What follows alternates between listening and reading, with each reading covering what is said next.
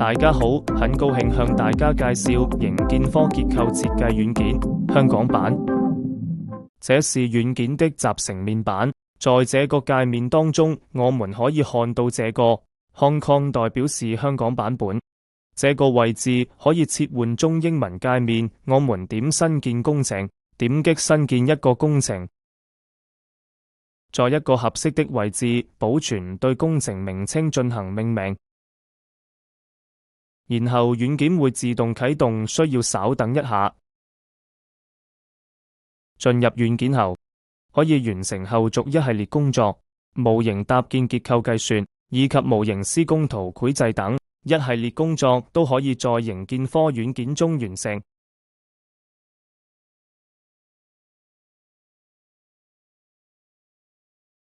進入軟件後，我們可以看到功能表上的白色字體是對應2級菜單，藍色字體對應1級功能表，不同功能表的位置，我們可以方便進行切換。首先，上方有功能表列，右側有一個工作樹，下方有一些快捷功能。左下角會顯示坐標以及輸入命令列。現在通過建立一個簡單的模型，顯示完整的結構設計流程。進入軟件後，先點擊逐網輸入我們需要建立的逐網尺寸。比如說6米乘5跨，可以進行複製剪切，再修改成3，然後點擊確定之後，就完成這一部分的逐網。逐網支持設置旋轉角度，設置45度的旋轉角度。設置角度之後，需要注意一下基點位置，它是白色的。點擊基點按鍵，基點位置會發生變換。當切換到我們需要的位置之後，再點擊 OK， 就完成有主角的部分逐網。中間這一部分可以使用圓弧逐網進行連接。圓弧逐網有不同的繪製方式，可以選擇這個中心點以及起點和終點的繪製方式。使用完成之後，按空格鍵可以快速再次調用上一次使用的命令。空格，然後再點擊對應的點，這樣就完成了快速逐網繪製。中間這個位置可以捕捉軸線的終點，繪製對應的軸線。右鍵確定，這樣就完成了整個逐網的建立。將菜單切換到構件佈置、佈置梁長柱等結構構件。功能表顯示不完整，可以點擊這個按鍵，可以進行功能表移動，或者按住滑鼠中鍵將功能表進行拖動。點擊柱，然後新建一個柱截面，定義好它的截面類型。這裡可以查看一下截面類型。軟件中支持非常多種類截面類型，選擇矩形截面500×500的混凝土，點擊確定，左鍵框選一下，就可以將柱全部佈置上去。但對於有主角的逐網的部分，構件需要旋轉，點擊取軸線角功能，然後先點擊軸線再佈置柱。軟件會根據點擊的軸線自動去旋轉佈置柱的角度，不需要人為逐個設置柱的主角。對於中間這個位置，旋轉角度跟右邊不一樣，就需要再次點擊一下軸線，可以看到這個柱，就完成旋轉。如果需要用到圓形截面，要切換一下不同的類型。設置直徑為800，設置完成後點 OK。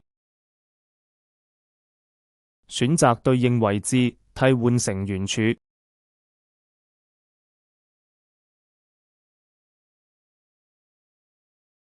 柱佈置完成之後，可以去佈置梁。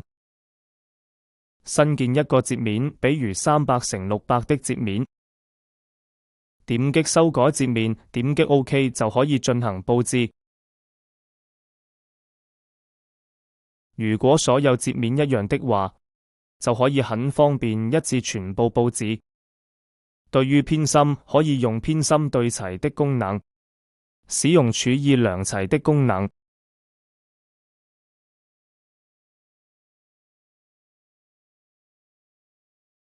是把量柱邊對齊，選擇一個量邊，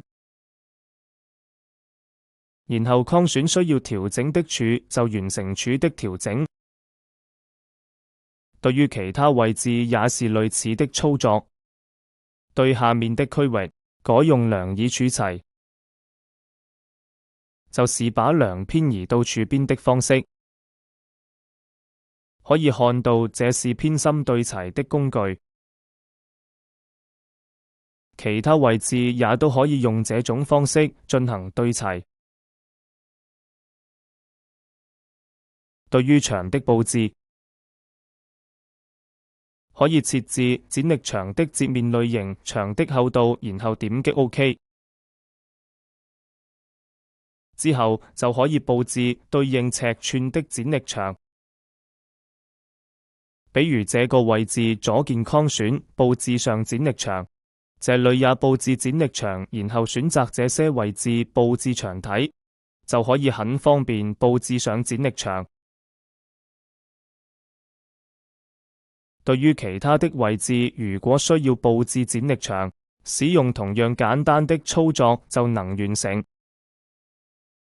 佈置完成之後，發現這條梁與這片牆發生重疊，就可以將梁刪除，點擊切換到頂平面，找到構件刪除功能，選擇對應的梁，右鍵確認，就完成梁的刪除了。其他類似的情況，可以用相同的命令處理，右鍵點擊，可以選擇之前使用過的命令，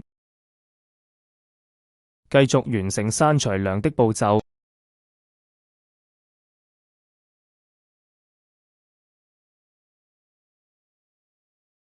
完成刪除後，可以進行牆上開洞口，找到牆開洞命令，可以開門洞或者窗洞。設置洞口的尺寸是 1.5 米乘 2.1 米，選擇 OK。點擊對應的位置就可以完成洞佈置。如果需要對固定距離佈置的話，可以在這裡輸入對應的距離，相對於左側 1.2 米的距離進行開洞。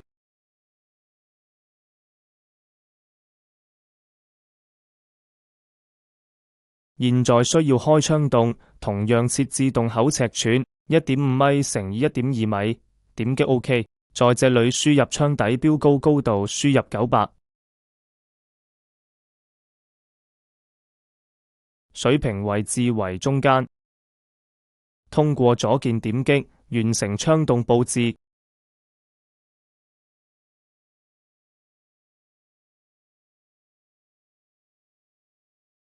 這樣就完成了結構的梁長處的佈置。功能表切換到樓板佈置的菜單。樓板佈置前需要構件形成封閉區間。點擊樓板生成功能，自動生成樓板。樓板按照默認尺寸生成。可以通過點擊樓板厚度，修改樓板厚度。需要修改厚度為130。左鍵點選對應要修改的樓板，可以選擇樓板填充，進行填色顯示。對於不同的樓板厚度，會以不同的顏色進行填充顯示。增加一個120的厚度，點擊佈置，再增加一個140的厚度進行佈置。軟件自動生成不同的顏色，方便直觀檢查。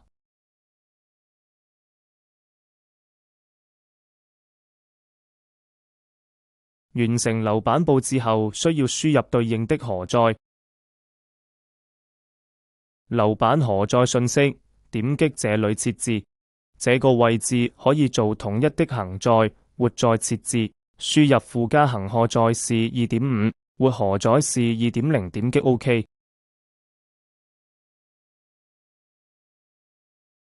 對於局部不一致的，進行局部修改，例如修改局部的荷載整體定義是 2.5， 這個位置修改為3，點選對應的樓板。同樣，荷載也可以設置顏色填充，通過不同顏色來區分不同數值的荷載。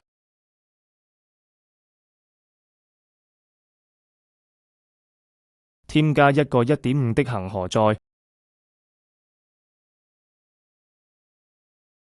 點擊替換之後，軟件自動生成不同的顏色填充。同樣，對於活荷載，也可以用相同的方式進行修改。修改活載為 2.5， 修改這些部分。在修改樓板荷載字的過程中，也可以把恆載活載統一進行修改。修改恆載為 1.5， 活載為 2.0。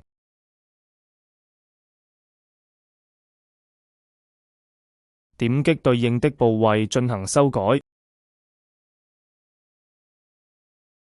再次修改活載是 2.5， 恆載 1.5， 軟件也自動生成不同的顏色填充。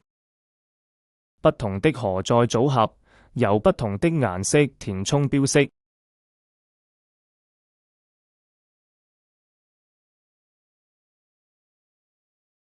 點擊梁上荷載，可以在這裡去定義不同的荷載類型，比如均布的，還有佢某一個位置的，還有集中力的。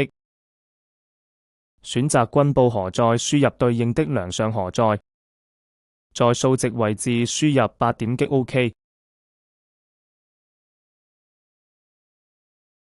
強選對應構件，將這個荷載佈置上去，這樣就較直觀，方便地佈置荷載。將外圍一圈佈置上這個恆載。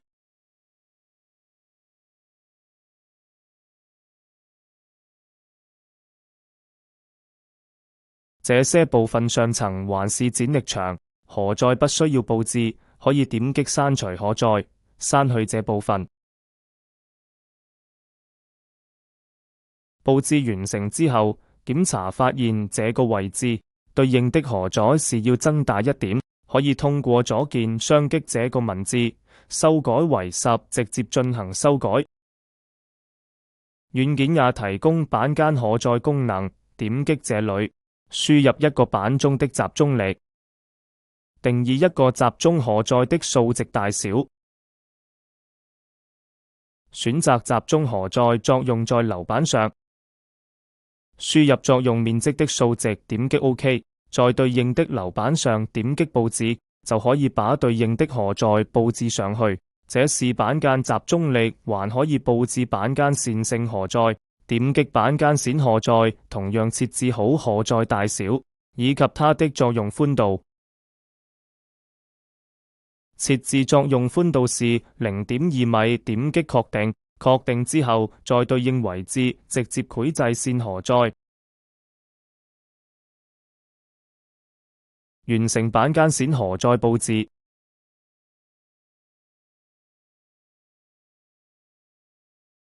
當完成某一個標準層的建立之後，可以點選這裡複製一個標準層，選擇全部複製到第二個標準層，點擊 OK 完成複製。在第二標準層需要進行局部修改，某些位置是不一樣的。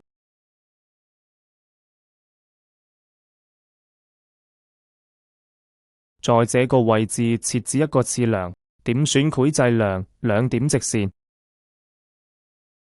定義次梁截面，新增一個截面，輸入200×500，點擊 OK。移動鼠標在交點懸停，上移鼠標可以進行精準定位，輸入2000，回車鍵，在水平繪製直線。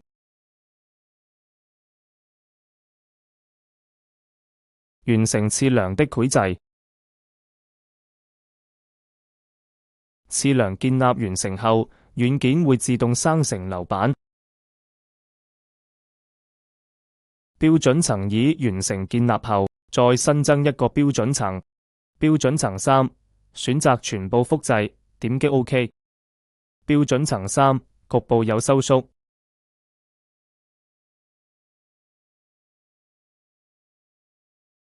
選擇刪除構件，選擇不需要的構件，右鍵確定刪除。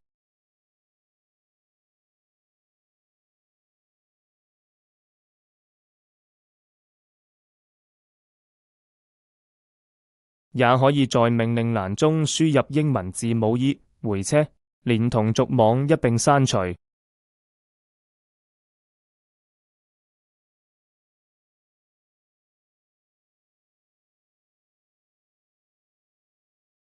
第三標準層搭建完成。完成所有標準層搭建後，就可以在這個位置進行樓層組裝。點擊樓層組裝，添加第一標準層。第一標準層只做一層，高度是3.3米。第二標準層組合兩層。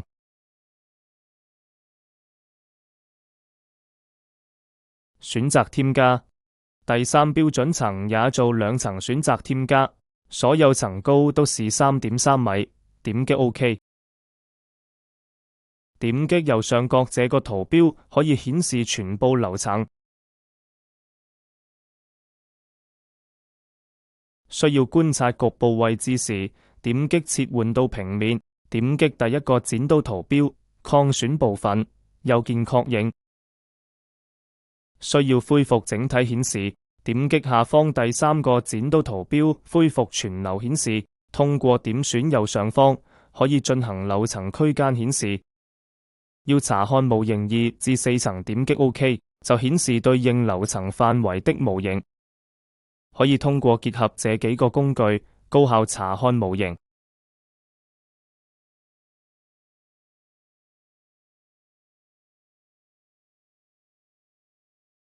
模型建立完成後，點擊上部結構計算，選擇前處理的功能表，點 OK。當提示需要工程恢復命令時，在逐網輸入菜單中找到工程恢復，這裡通過按住鼠標中鍵不放拖拉選項欄找到項目恢復，然後到上部計算，選擇是，點擊 OK 進行前處理。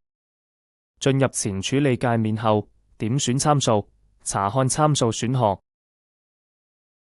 參數設置對應結構類型，選擇框架剪力牆結構。材料選擇鋼筋混凝土。結構規範執行香港規範。何在的施工次序，封何在的計算方法，都可以在這位置去進行定義。下面是控制信息，包括樓板計算價定、柱底約束選擇固接還是較接、彈性板的荷載類型、剛度放大係數等，可以在這個位置分別進行定義。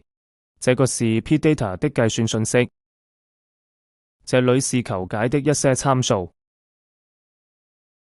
模態的求解，首先可以設置活在質量係數，是0.3還是0.5，在這個位置去進行定義。這裡是封何在的一些信息，左尼比相關的信息，可以在這個位置去進行選擇。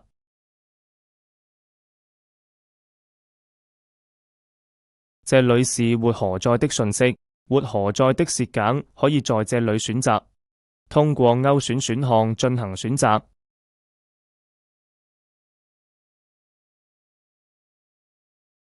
這裡是對應於結構的一些設計資訊，柱按照單偏壓還是雙偏壓計算，圓柱等效成方柱，計算時它的直徑怎麼取值，在這位置去設置。可以做包絡設計，在這位置設置材料資訊，混凝土的容重、鋼材的容重、鋼筋的強度，在這位置進行定義。對應地下室資訊，可以在這個位置定義地下室。這裡是組合分項係數行載的有利和不利的情況。這個 1.0 1.4，然後是這個活在的這個分項係數。元件分了3個大的組合，就是組合1、組合2、組合3。組合1對應恆河載跟活河載的組合，組合2對應恆河載和風河載組合，組合3是恆河載、活河載和風河載的組合。參數設置完成之後，點擊確定，然後點擊河載的校核，查看一下輸入的河載是否準確，可以在這個位置去進行校核。對於模型中量的特殊構件的定義，都可以在這個位置進行定義，例如設置量的校接。進入功能界面後，點選對應的位置就可以進行設置。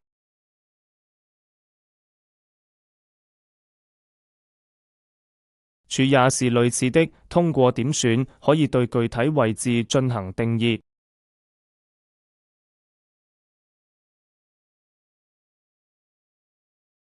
點選樓層屬性，選擇樓層信息，可以設置材料信息。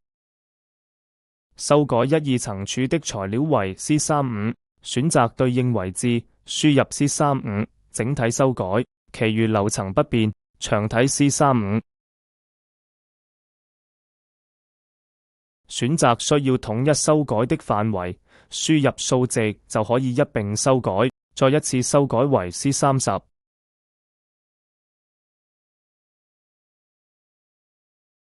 這是混凝土強度的修改。以上是對整個自然層的修改，對於單個構件也可以獨立修改。選擇鋼筋信息，使用500的鋼筋。信息修改完成後，點擊 OK， 點擊關閉。對於構件層次的修改，點選這裡，選擇量，整體混凝土都是 C30的，但某一些構件希望加強。最外側的位置要進行修改，可以在這個位置進行修改。我們點選這裡，輸入35，再選擇對應的構件，它會變成紅色，表示這是人為修改的地方。對於柱也是類似的修改方式。修改柱混凝土強度為 C40。輸入40，選擇對應的構件進行修改。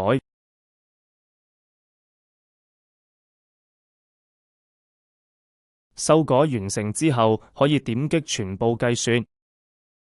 全部計算就是把搭建完成的物理模型轉換成結構力學分析模型。通過分析模型，可以快速進行結構分析，以及進行構件的設計。可以看到已經完成構件的設計，計算完成之後，這裡可以去查看一下週期等一些結果。對於構件資訊，可以點擊右下角的構件資訊，然後選擇對應的構件，就會彈出這個構件的相關資訊。風河載、恆載活載等不同工況下的耐力結果，以及對應於構件的設計結果。如果要查看圖形的結果的話，也可以很方便查看，例如點選量的彎矩簡圖，然後選擇對應的工況，就可以在圖形當中量的彎矩、剪力等信息快速顯示出來。選擇不同的條件，點擊確認，圖形快速進行對應變換。軟件也支持三維方式的展示，點選三維耐力功能，查看某一個工況下量柱耐力。選擇方向、工況，點擊確認，就可以在三維中查看相應的耐力。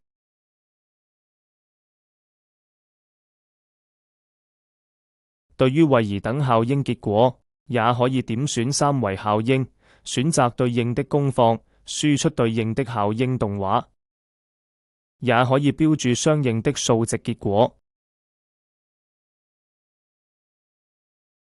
在報告選項中，可以生成整個項目的完整報告。點擊 OK 之後，軟件會自動提取相關圖形及文本結果，然後會總到報告文檔當中。在文檔中可以很方便查看所有的結果，所有信息都會根據一定的格式匯總好，生成對應的報告，包含結構參數信息、基本信息和峰何在的結果，然後就是公放的結果、計算的結果。這個選項可以輸出峰何在的計算書。在峰何在作用下的每一個樓層，軟件都可以輸出對應的詳細的計算結果。對於構件層次來說，軟件可以提供構件詳細。所謂構件詳細，在點擊命令後，要選擇一個構件，這裡選擇這個梁，軟件輸出梁設計的內容包括梁的幾何信息，以及梁的每個截面對應的耐力、組合、計算使用的計算公式等都會詳細輸出。這是報告輸出的介紹。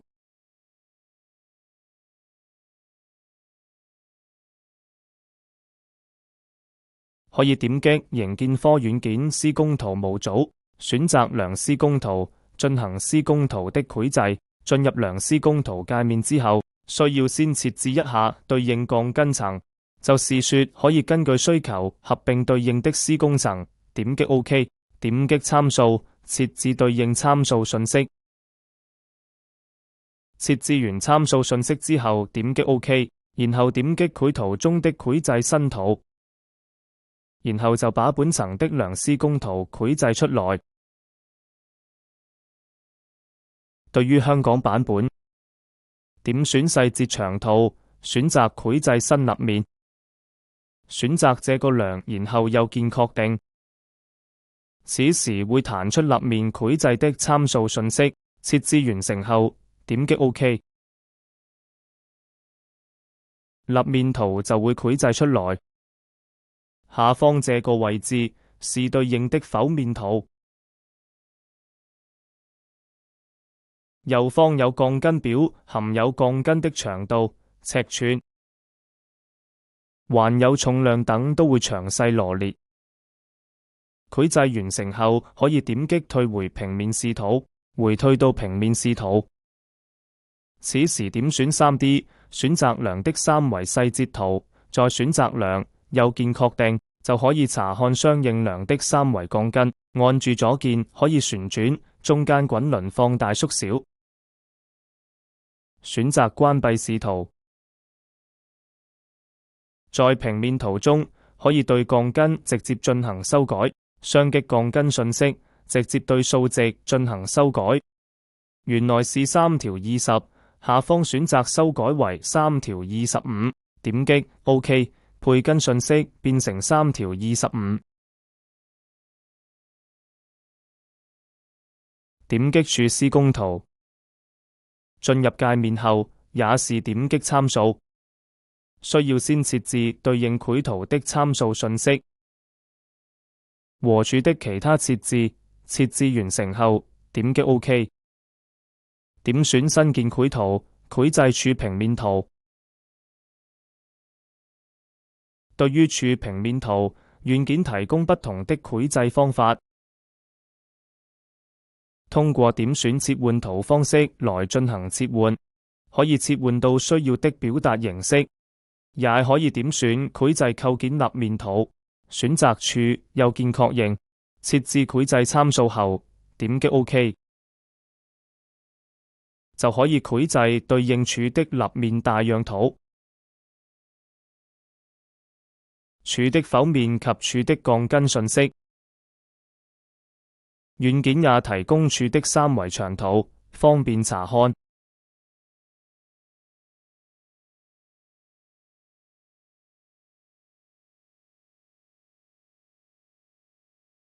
在處平面圖中，可以點選計算面積工具，顯示柱的鋼筋計算面積。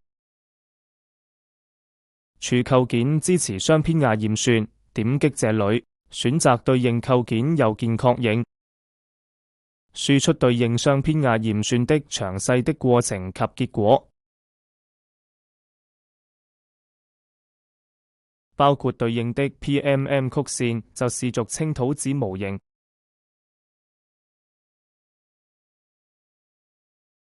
點擊選擇長施工圖。進入界面之後，也是先定義對應的鋼筋層。點擊 OK， 再點擊設置參數信息。設置好參數信息後，點擊 OK。點擊新建施工圖，生成長施工平面圖。